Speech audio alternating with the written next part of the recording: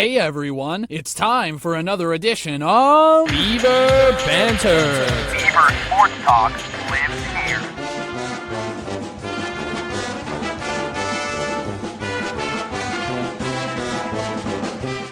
It is the Beaver Banter podcast presented by Bemidji State Alumni and Foundation. I'm CJ Baumgartner, joined as always by Ian Rivers. And Ian, it's always a great time to be a Beaver, but unfortunately not the greatest time to be a Beaver, considering that men's hockey is now done for the season. And Ian, I think there's no other way to put it other than just disappointing, in the sense of when you look at this thing from a whole year and how things started, and it looked like Bemidji State was going to be able to put together a competitive team this year. And I mean, they were competitive, but also they never put themselves in the best position to make a competitive run come tournament time. And to focus on the series right away against Augustana, let's just first talk about that series to end the year. Trying to come in and make a lightning strike twice, upset Augie in Sioux Falls for the second straight year. And this time Augustana was determined to not let history repeat itself. Yeah, it looked that way, and they're backstopped by a pretty good goalie in Josh Kotai, who really did a good job this weekend. Unfortunately for the Beavers, I think he stopped 65 of 68 shots or something along that line on the weekend, especially on Saturday. The Beavers really were peppering the net, and only to get one on that Saturday game. But yeah, it was ugly-ish, on Friday night, just because of the way that it kind of unfolded in the second period. It started off pretty tightly contested game, as you expect for a lot of playoff games. And unfortunately, the Beavers gave one up towards the end of the first period. But it's hockey. You're only down 1-0. You were in a couple precarious spots at the end of the last series with Augustana last season. I think it took a late goal and then an overtime winner to win that series on Sunday. So you're not too panicked, going into the second period. And then things really just start unraveling towards the middle state of that second period. Easton Young, Joey Del Greco, and Nase Langus get goals. Within like 7.5 minutes, it's in the blink of an eye gone from 1-0 to 4-0. And that's kind of the point where you start to feel like, all right, I don't know if this offense is really going to be able to climb from a 4-goal deficit against a good defensive team with a good goaltender, a great goaltender, probably going to win CCHA goaltender of the year. He was a first team all conference player, Josh Kotai. We'll get to some more of that later, of course. And then Connor McLennan scores a goal 13 seconds into the third period. Oliver Peer scores a goal on the power play about a minute after that, minute and 5 seconds after that. You're like, all right, well, it's a minute and 18 seconds into the period, and we've somehow clawed 2 goals back. And then it was a case of too little, too late, at that point where you had some good looks for the remainder of the period, but it got to a point in, under 2 or 3 minutes in the game, and you're like, man, yeah, I mean, we could get one now, but I don't know if I see us getting 2. And unfortunately, they weren't able to get any.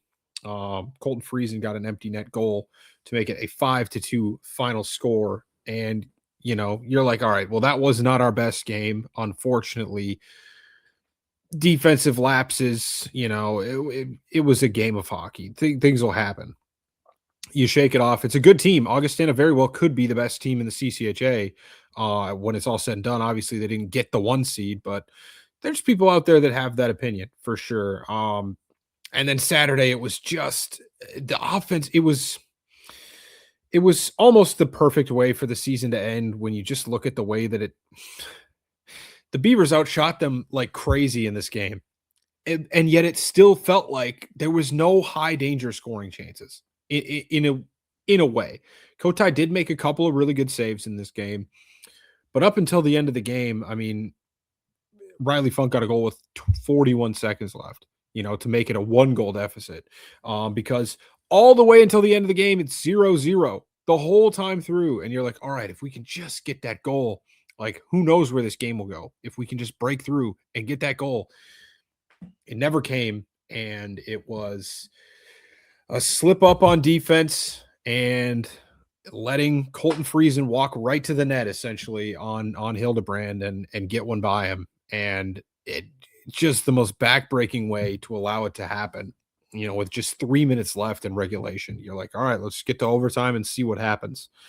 Or let's see if we can score one. We've been the more offensively minded team here over the last 50 minutes of the game.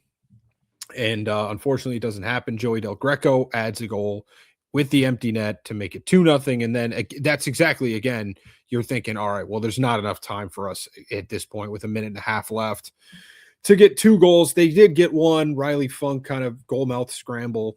And they did have an offensive zone faceoff and a decent look towards the end of the game. But again, that would have only tied it. And then you would have had to win it in overtime and go win another game the next day on Sunday. Didn't go as well as it did last year. But it was fitting. I think I didn't ever finish this thought. I don't think it was fitting from the fact that we saw plenty of games like this where just it just didn't look like the goal was ever going to come. I've watched it before and it's like, man, yeah, we're getting shots, but I don't feel like we're ever actually generating that much pressure. Like these shots aren't really that threatening or I don't know. To use a baseball example, it's like we're putting the ball in play. We're not striking out, but we're hitting weak ground balls to the second baseman. It's like, it's not that it's completely incapable of happening, but it's certainly not the most efficient way to do it, or at least it's not the most convincing way. It's not a perfect 1-to-1, but I get what you're saying. Like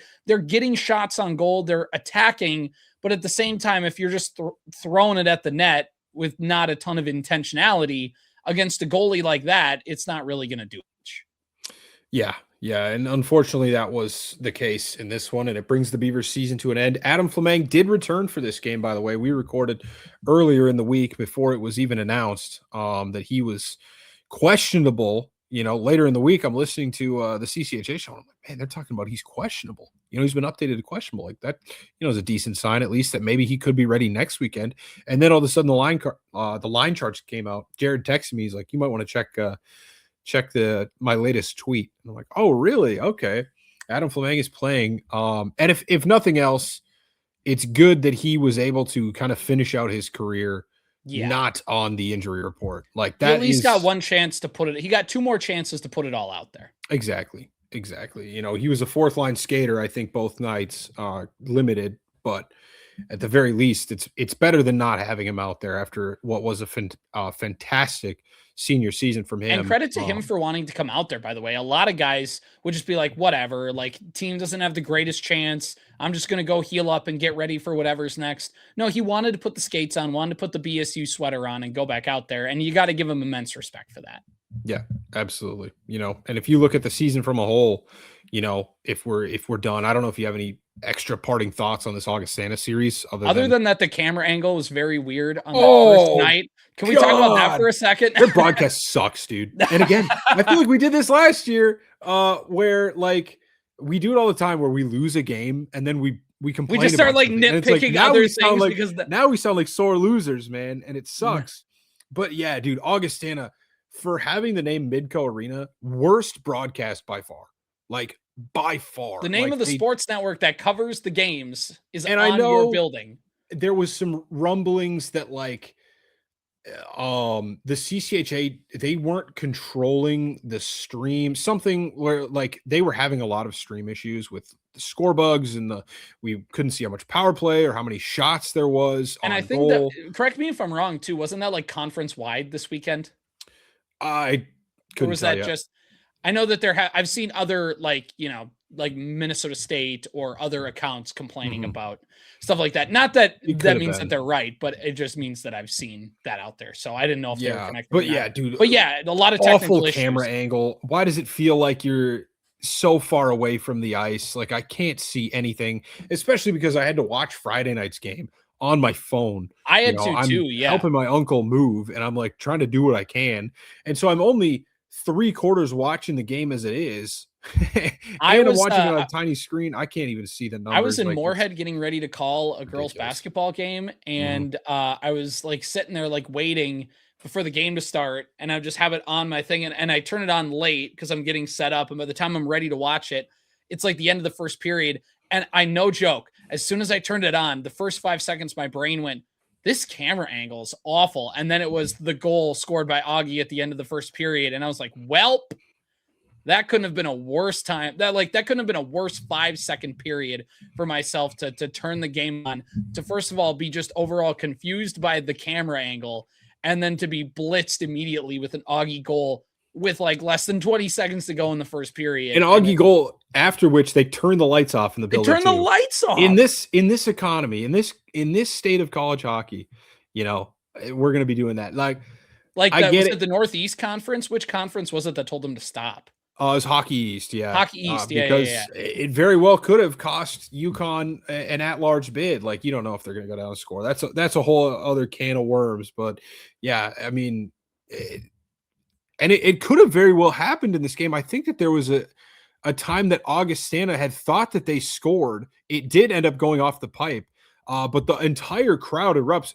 Augie players are like half celebrating that they just scored. I was surprised the lights didn't shut off in that case. Right. Well, and that's the biggest reason why. Like, right. So a lot of people, maybe if you're just a casual hockey listener, you're like, well, what's the big deal? They shut the lights off like after a goal. Who cares?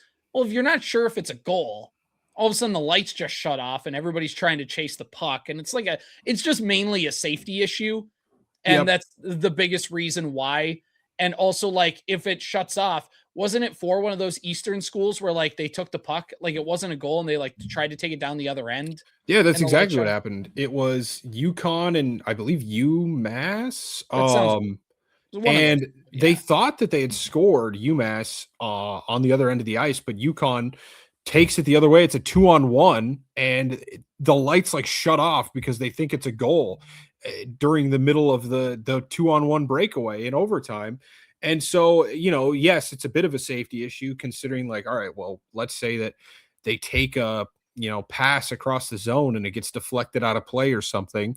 And now the lights are off. So nobody can actually see the puck coming at them in the crowd. Or see some dude just screaming down the ice. It's bad for the broadcast. Like the only people that it's good for to an extent are the people in the stands. Like maybe some people enjoy that, but like for the most part, people want to see the players' reaction to a big goal, especially at this time of year in the playoffs, but like I said, that's a bit of a can of worms for another time. But yes, thank you for bringing up the horrible broadcast angle that we have to watch hockey games. We would have said the same thing if the Beavers would have won. Yes, exactly. We're not being sore. Sounds a little bit sore loser, but we are broadcast snobs on this.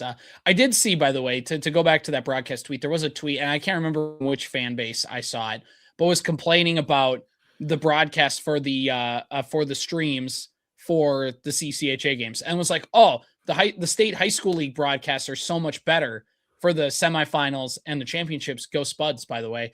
And Section 8, Section Warroad. 8. Warroad, yeah, Warroad's first title in 20 years, which is shocking for how many times that they've been down there. So really cool for Warroad. Section 8, because it's the second year in a row that Section 8 swept. Last year was East Grand, I think. East Grand. Warroad girls won it last year, didn't they? Yes. It was them and it was Dodge County and Hill Murray, I think, a couple years ago. Yeah. I think we had this conversation at some point on the show. We did. Going through it. What the heck? But to get to the main thing I want to say is like with the hockey stuff, Channel 45, I know it plays reruns of 90s shows all the time, but like you realize like that is owned by Hubbard Broadcasting, which is a $1 billion broadcast company, and it's owned by Channel 5 in the Twin Cities. Yeah. And it's at an NHL arena that's retrofitted for like a high-powered TV broadcast. So like, yeah, I mean, it's not quite an apples to apples comparison. Just because they're doing high school games doesn't mean that the broadcast quality inherently is going to be worse or like should be shocking that it's better, because they have a $1 billion broadcasting company that is putting that on. And this isn't even a dig at the CCHA schools. They just don't have that. Like they're like, this is all in-house media. So that's why like you look at that and you go, how come the state high school league has a better broadcast than Minnesota State or Bemidji State or Augustana or something like that? And it's like, well, because a broadcast company whose sole job it is to broadcast things is doing those games. Whereas for these CCHA broadcasts, these are the schools doing it in-house because they have to. They have to do it in-house to make a broadcast for the conference to have for Midco. So, Midco is the person who broadcasts them, but they're not the ones who manage them. They're the platform is maybe the better way to word that. But all these schools are doing their own in-house broadcast. It's just on that platform. So I know it's a very finicky, very who cares to some people, but there is a distinction why, because there's an actual broadcast company that is very well known, that does a lot into putting those hockey broadcasts on, which is why a CCHA broadcast is not going to look as good as the state hockey tournament in that regard. So, Right. All right, let's put a bow on the season, Ian, and just look at this, because I think, this sentiment was shared from Lucas of Beaver territory. The sentiment has been shared by us, and I think a lot of Beaver fans as well. We're not expecting every single year McNaughton Cups. We're not expecting every year NCAA tournament appearances. We love it. We understand the reality of the CCHA. This is conference with a lot of parity, all of that stuff. But that being said, I think, Ian, at the end of the day, we can look and just feel like, there probably should have been more here, right? Oh, yeah. Yeah. I mean, especially given 2 years ago, you're coming off of McNaughton Cup, and, to have the season you had last year, you can attribute that to having a bad stretch of play, and, the month of January really sunk you, and you got your feet back under you, and you went back to the Mason Cup semifinals. You were a game away from, the NCAA tournament. Things maybe just didn't work out. And then to have it almost repeat this year, but to a lesser extent, we finished 6th this year, but somehow it feels worse. Maybe it's just because it's the second year in a row it's happened. Maybe it's because we actually did worse. Last year, at least the non-conference was good. This and year, at least they won a playoff series last year. Yeah. And so it is. I think it's fair to say that it was a disappointing season, for sure. At the end of the day, 13, 19, and 4 overall. And a lot of those are just overtime victories, and there is something to be said about that. An overtime win is a win in the win column, but it doesn't count the same for the NPI. It doesn't count the same for, your conference points, even because you lose a point by going to overtime. We went 11-11-4 in the conference. That's 500. But you look at the fact that 6 of those wins, maybe 5, maybe only 5, are conference wins are in overtime. And so that takes away 5 or 6 points from you right there that you could have gotten in overtime. And it's harder to win in regulation because it's 5-on-5. And we have a lot of talented forwards that can use the ice space. And, Hudson Thornton looks pretty good out there in 3-on-3 because he's a talented offensive defenseman. So yeah, disappointing, it felt like it should have been a lot better. You start off the season weird with a huge sweep of Alaska Anchorage where you score 14 goals. St. Cloud State series is extremely disappointing, as it normally is. Minnesota Duluth, you get absolutely boat raced by one of the most offensively talented teams in the NCHC. So that was a little bit understandable. And then things kind of righted the ship to an extent. And again, a lot of these wins are in overtime. And I think at the beginning of the year, it kind of blindsided us where we're not paying attention to the fact that maybe a lot of these are, I don't want to say fraudulent, but it isn't the same, as a regulation win. I'll just read it off. You take 5 points from Augustana with a 1-0 overtime win and a 3-2 win in Bemidji. You go to Bowling Green and take your most points ever, or tied for the most points ever, 4 points from Slater Ice Arena with a tie 4-4 and a shootout win. I believe that one had the crazy ending. I think both of them actually did. And then a 3-2 win in overtime. Again, both in Slater, both come from behind wins where you were trailing most of the game in these games, and you had crazy third periods to even get to the spot you could get points. And you took 4 points. 5-point weekend against Lake Superior State with a 4-1 win and then a 3-2 overtime win, which, that game wasn't perfect. You go on the road, you take 3 points from Michigan Tech, but, that's Houghton. Houghton's tough to play in. Tech's a good team. And then you get 6 points against Northern Michigan to kind of cap off that streak to the beginning of the season. The last 2 weekends before the, bye, should you say, the Christmas break, I mean, North Dakota, you get swept. One of the losses in overtime. And then Augustana, It's a Friday-Sunday series because of that ice incident where they couldn't freeze the ice properly or whatever it was. You only take 2 points, and it's a loss and a tie with a shootout win. And so it's starting to feel a little gross. You have to sit with those back-to-back weekends all winter long. You're waiting for this regular season to start back up again. And then you come out and you lose like 7 straight games to start the regular, like it was rough, dude. It was just a rough stretch of late November into almost February. It was January 31st. They got their first win in like months, since Northern Michigan, their first regulation win since mid-November. And a stretch like that is just not going to sit well with many fan bases in the country. And it didn't really sit well with the fan base of the Beavers. So yeah, it did leave a little bit of a sour taste in your mouth. And even when you're trying to sit there and tell yourself that they're playing their best hockey, they split with Northern Michigan, who didn't even make the CCHA playoffs. They took 2 points at home from Ferris State, who, credit to them, they took a game off of Minnesota State this last weekend. So I'm crediting myself for the prediction that Mankato was frauds last weekend because they were the only series that went to 3 games with Ferris. Again, you take 2 points from Minnesota State, which, I guess that means we are playing our best hockey, considering we just had a 7-game losing streak a couple of weeks ago. And then, St. Thomas, the St. Thomas series was generally pretty good, and so I did kind of think we were playing our best hockey, but, last year, I think we just had better stretches over the course of the season. There was that whole month, November, December, where we were like super excited and jazzed up about what this team could be. And then again, it was kind of that same letdown. But yeah, I don't know. That's kind of my long form ramble, breaking down like sector by sector of what the season was and why it was just a little disappointing. And I think I think that this team was talented enough. Like, you look up and down this roster, I do see talented players.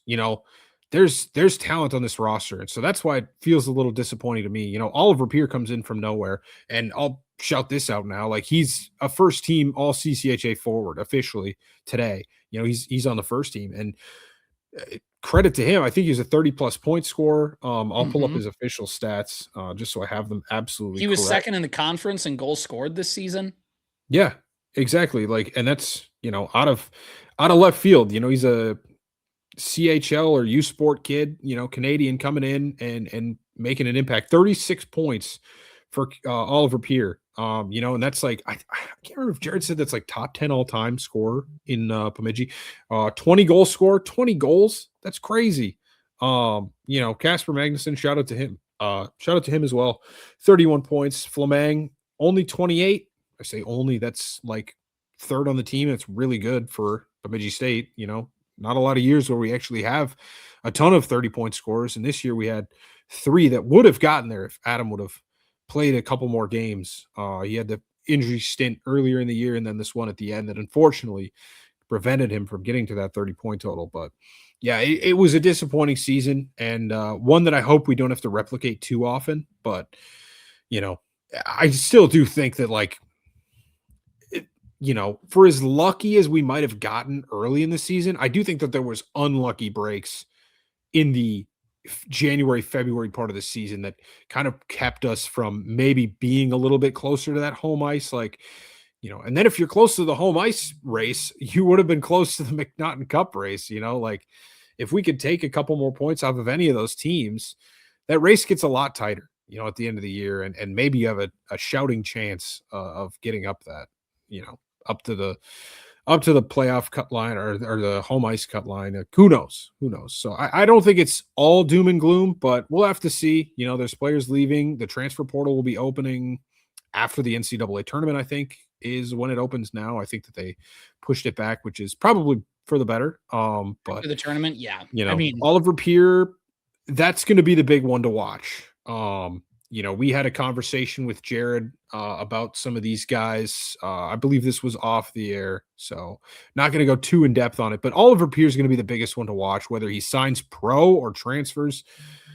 If he returns, that's going to be the biggest thing for BSU next year. If he returns, he is probably front runner for forward of the year in the conference coming in to the next season. I mean, 36 points, and he's got just another year of experience in college hockey under his belt, but we'll see. Still a lot to be decided yet. We'll definitely have an episode probably coming up in the next couple of weeks. Maybe, we'll see what the transfer portal lies with in April when that opens up.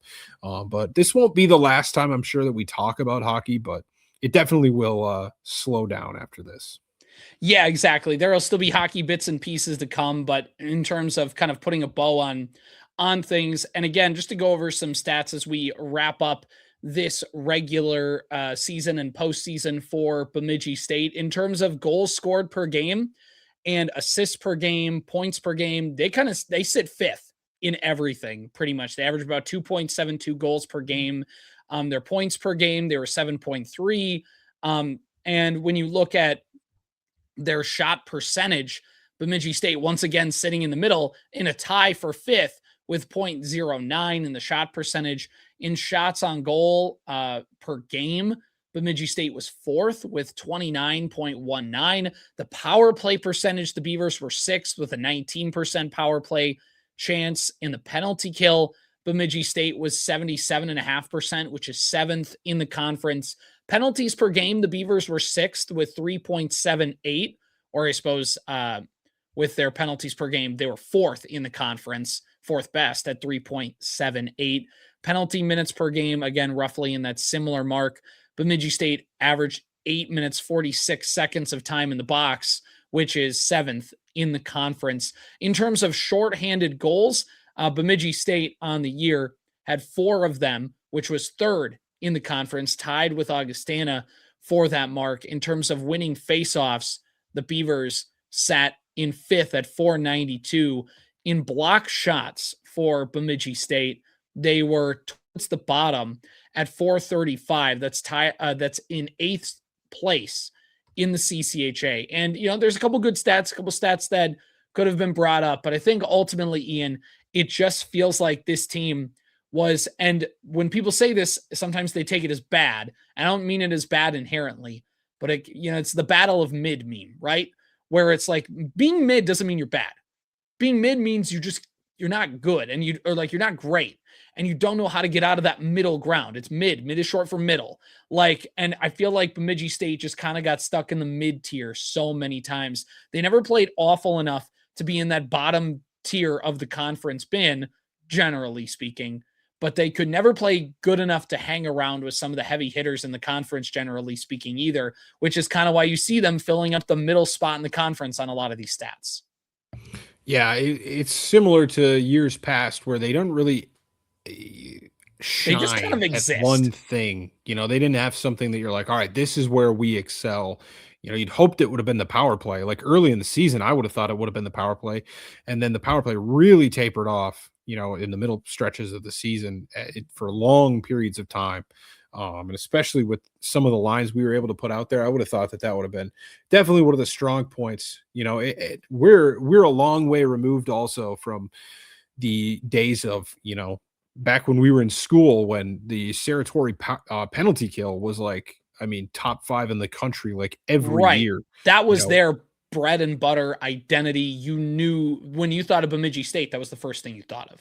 100%, and whatever's happened to that, I couldn't tell you, because it's been a long ways from that. It's not even like it's been like, what were they? I can't remember what you said this year with their final tally was on the penalty kill. I can pull it on up. The penalty kill for Bemidji State's penalty kill percentage was 77.5%, which is 7th in the CCHA this year. Augustana was first with an 88.1% clip.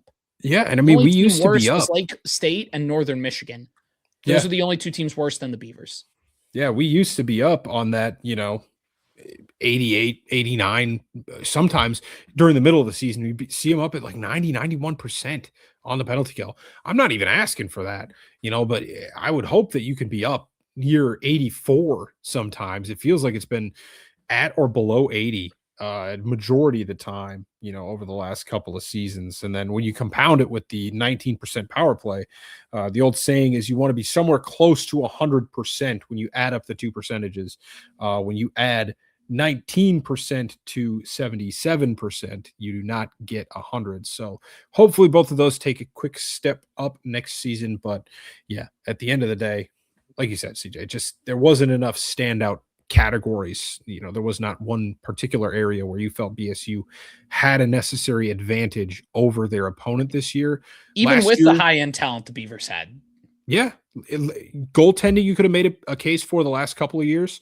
Not so much this year, although Hildebrand did turn it on towards the end of the season. I'm pretty excited to see what he can do, next year, should he stick around. And again, a couple of years ago when this whole transfer portal thing really started taking off, I think we did a lot of speculating about whether players would leave or go. Like, I think I'm kind of in the mindset now. It's like, all right, well, I'm just going to assume all these guys are back until I hear otherwise. And then, there's no point in me saying, oh, if Hildebrand sticks around or if Oliver Pierre is still here, like what is the point of that? I'm just going to assume that they're back until I'm told that they're not. So yeah, next year, I think that there's still some building blocks for this team. I'm not going to stop watching by any stretch of the imagination. No, we'll be back. Yes, exactly. We will be right back here. And you make a good point too. Don't freak out about the portal. Don't freak out about injuries. Don't freak out about stuff until given a reason to freak out. Like, unless somebody's telling you. The pole camp thing, there was a lot of other stuff surrounding that. So it was a bit more of a talking point. Right. And unfortunately, the rumors ended up being true. And now he's like a Hobie finalist for Denver. So, I mean, good for him, but also. Yeah. I mean, I'll be honest, like, who knows?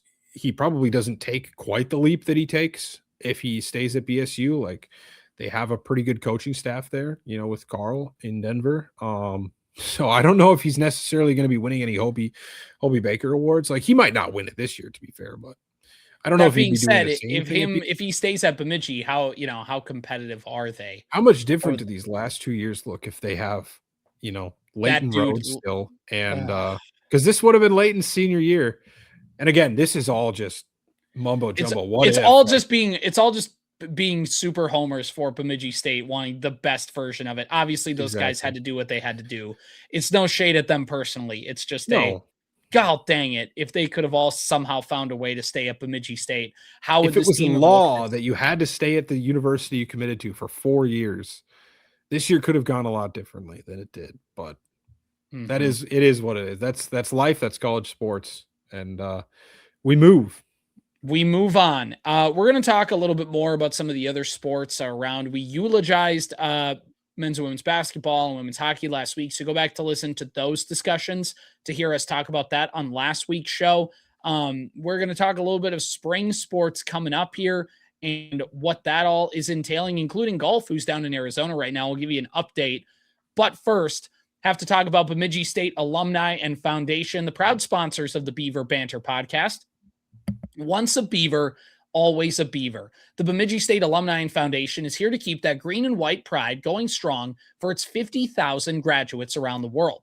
From scholarships that open doors for students to events that bring BSU alumni and friends together, you can get connected, give back, and leave a legacy at Bemidji State. Whether you're a proud BSU grad, a local supporter, or just love cheering on the Beavers, come be a part of the action at bsualumni.org. That's bsualumni.org.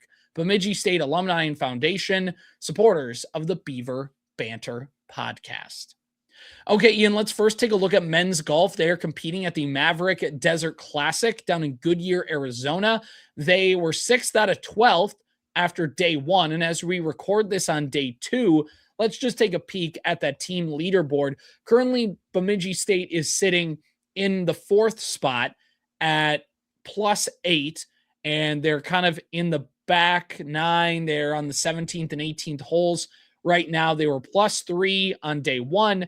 Now they're +5 here on day two to get us to that +8 number. Concordia St. Paul's at +5. Washburn is even, and Pittsburgh State is at 4 under here as we get going. Some leaders on the personal side for Bemidji State right now, leading things as I'm going down the line, trying to find where the Beavers are sitting on here for the personal leaderboard.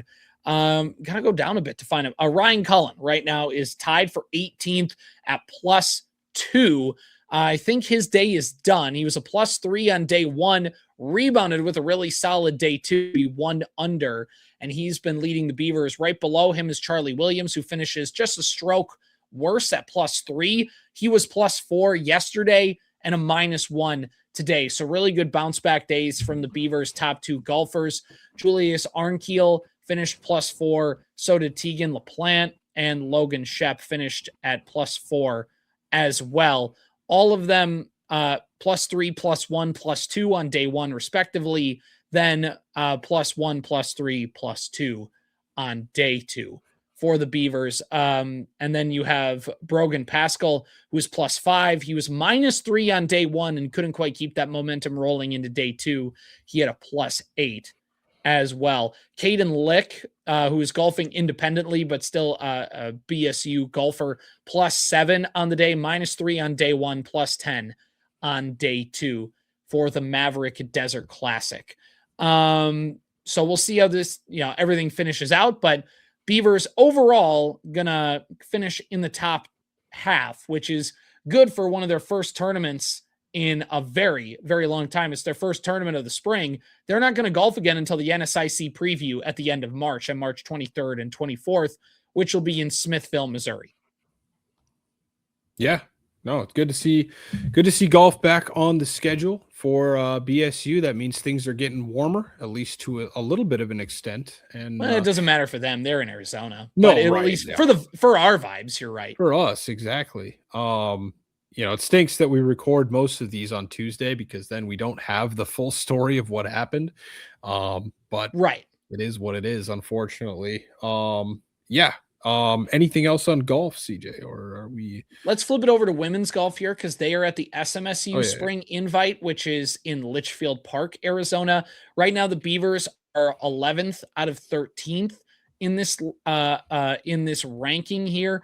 They are +122. The top team is Western New Mexico, that is +18.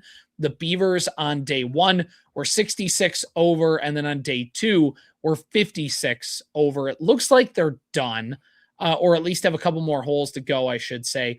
On the player leaderboard for the Beavers leading Bemidji State in this action, as I try and make sure I have the right name on this list here.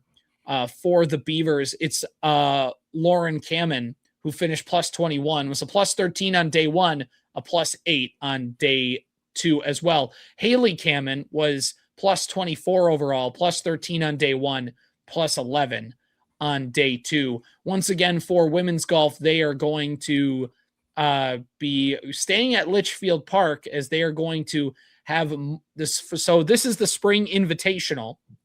And then on Thursday and Friday is the Spring Challenge. These are at the exact same golf courses. It's at Wigwam Golf Resort. They're golfing on the red course right now, and later in the week, they will be golfing on the blue course. And after that, they won't be golfing again until April, when they're at Sioux Falls for the Augustana Spring Invitational for BSU women's soccer, or women's golf, I beg your pardon.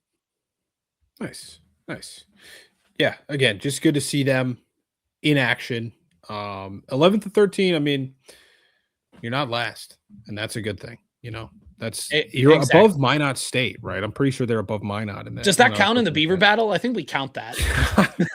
We might have to. Minot, unfortunately, has had the better of us this year, I think, if you tally those up, so we might be counting this, just to be honest with you, but yeah. In tennis, by the way, no action. Just a reminder, they beat River Falls on February 28th, a couple of Saturdays ago, and then they beat Minnesota Morris 7-0. Right now, the women's tennis team is 8-3 on the season, 2-2 in the NSIC. They are still on their break. They are going to come back next week, at the end of next week, at Gillette Wellness Center in Bemidji against Crookston and MSU Moorhead for the weekend slate. And then those are their last two home meets of the regular season. They'll have a couple weekends more on the road to wrap things up before their playoffs begin with the NSIC tournament at the end of April. So that's where things stand in women's tennis. There's no new news with that one, which means we kind of wrap things up here for baseball and softball. Let's first, Ian, just take a quick peek at BSU softball. They're 6-15 on the season. They still have not gotten into their conference schedule. They're 1-2 in road games, 5-13 in neutral site. They've yet to play a game at Bemidji State. They had a lot of games over the last week in Florida at the Space Coast Spring Games, where they won 9-3 against Cedarville and then proceeded to lose 8-3 against Southern New Hampshire, 5-0 in an exhibition against the Czech Republic. So, take that what it's worth. Beat Roosevelt University 8-0 in 6 innings, then lost 4-1 to Thomas More, lost 9-3 to Bentley University, then won 9-5 against Goldie Beacom College, and then DeUville. Unfortunately, the winners were not to Usville. It was 5-4. DeUville gets the win in that one. Still a couple I can't more help games. but feel a little bit responsible for that personally.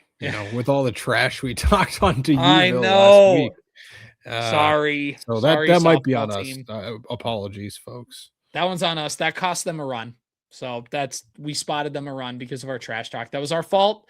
Yes. As of this recording, there are still 2 more games to be played at the Space Coast Spring Games. They're going to take on Malone University at 10 a.m. on Wednesday morning, and then at 2:30 Wednesday afternoon, they take on the University of Indianapolis, who is ranked number 11th in the country in Division II. And then at the end of next week, we have games at the BSU softball field is what they're scheduled for. Good chance those games are played at the Chet, but we'll see what the field conditions are like by the time that they get up there. But Bemidji State home softball games are this month, and in fact, just 11 days away as of this recording. So it's getting closer for the Beavs, but mainly it's, again, just trying to get that offense consistently moving. There hasn't been too many games where the Beavers have been able to crack more than 5 runs. And in softball, again, it tends itself to just being a little more offensive minded. And yeah, you'd like the pitching and defense to be a little tighter as well. I think finding a way to get more consistency out of the bats is going to be huge, especially once you turn your sights to conference play with Augustana and Wayne and Southwest and Sioux Falls all need to be played before the end of March. So that's where things stand with BSU softball. We'll see how they do against Malone. And then again, University of Indianapolis, the number 11 team in the country. So that'll be a good measuring stick to see how the Beavers perform against them. Yeah, absolutely. Speaking of getting the bats going, CJ, BSU baseball is on, quite a little run right now. Their offense has been very, very well, right? Been hitting very, very well right now. I think we're talking about that game on February 27th, right? Against William Jewell. Yeah, that one as well as these games against Northern. In their last 2 games, they have 25 runs scored against Northern State. They gave up 24 runs in those 2 games. Granted, one of them had 4 and the other one had 20. But you take the good with the bad. Not too many games you want to score 13 runs and still lose by 7. But hey, you're going to lose big. Get it all out of the way. And guess what? That was the one that doesn't count for the NSIC. So we don't care about that game. Making money moves. We don't quite have the NCAA tournament hopes quite yet. All right. Those are next year. Those are the year after. For now, we're just focused on conference standings. So we intentionally threw that game because we had already won the series, at least in the conference. So yeah, BSU baseball stays hot to an extent. They had a series against William Jewell. They won 3-1 the weekend prior. Now they have 3 games against Northern State, Saturday, Sunday, and Monday. Sunday's being a doubleheader. No, Northern State last weekend. Oh, I see. Yeah. So Northern State last weekend, where they win 5-3 on Saturday. The doubleheader, they start off with a 6-3 loss, and then they play again at 2 p.m. and win 12-4 to take the series in terms of the conference series. They did still play another game against Northern Monday at noon, where they lost 13-20. So again, like CJ was talking about a little bit last week, the runs are good from a production standpoint offensively. You would like the pitching and defense to be a little bit more crisp than giving up 20 runs. But at the end of the day, when you split a series 2-2 with Northern State and you take 2 out of 3 games in the conference series, I'm going to be very happy with that result. And now you play St. Cloud State coming up this weekend. March 14th is a doubleheader. With the Huskies at US Bank Stadium. At US Bank Stadium, yes. And then Sunday at 12, also at US Bank Stadium. So, and I'm assuming these ones probably won't get moved. You see a lot of shifting in the baseball schedules, especially because of weather and stuff like that. No need to worry about weather indoors. And those Exactly. games, when they play at US Bank Stadium, they're very tight. So basically, they rent out the building at all hours of the day. It's why sometimes you look at college games and it's like, oh, the Beavers kicked off their season at 2 a.m. because that's the time that they could rent the building. It's open pretty much 24/7 to get as many teams and games into these climate controlled atmospheres as much as possible. So yeah, there's a very good chance that what you see in those schedules is what you're going to get for US Bank Stadium, which is cool. The Beavers have played there throughout the years, and it's cool that they're going to continue to get to play there in that environment. The one thing is it's very weird because it's not like the Metrodome, where the Metrodome was a baseball stadium as well. Even if it was mainly a football stadium, it was at least built with baseball in mind, whereas US Bank Stadium is a football stadium first that they can kind of work some things around to play baseball on. So like the dugouts look like a shipping container that you cut in half. The field's weirdly small because it's super huge. It's so echoey in there with the metal bats or BB core bats, whatever they use. Like it just has the, the crack of the bat or the ping of the bat sounds so much different. You can hear trash talk from everywhere. It's a fun atmosphere. So hopefully the boys get to go down there and have some fun and beat up on the Huskies a little bit. And we'll see what happens there with the Beavers. Back onto that point with Northern State too.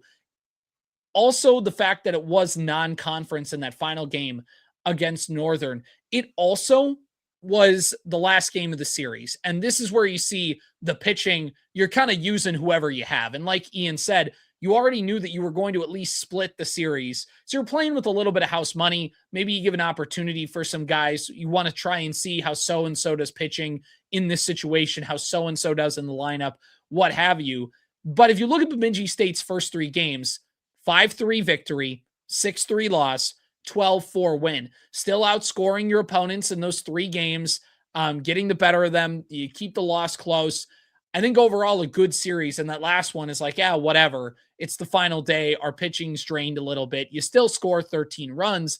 And I think overall, again, not to say that I think Bemidji State is going to be a juggernaut in a very, very, very good NSIC baseball conference, but it is to say that their offense has been very, very intriguing to watch. They've been able to get runners across.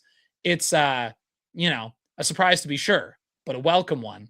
We'll be watching your career with great interest. We will be watching your offensive output with great interest over the course of the rest of the season to see if you can keep up. The pitching is going to be what the pitching is going to be, but if you can at least score a ton of runs, keep some games close, keep yourself in them, and at least kind of show the conference that, hey, Bemidji State comes to play with the bats. If you don't pitch well, they're going to make you pay. There's going to be some fireworks. Let's do it. Let's jump on it.